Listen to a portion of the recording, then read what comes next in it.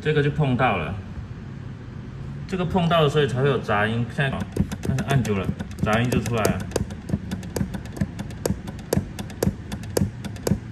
有没有？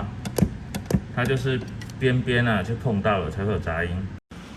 我的意思就是像这样，它有一个棉垫在这个两侧的话，这是棉垫，这个是绒布的垫。好，如果两侧都有的话，那它就不会去碰到。那即使它顺着这个轨道掉下，它掉下也不会去碰到啊，对吧？对啊，那就不会有杂音啊，因为它碰不到边边嘛。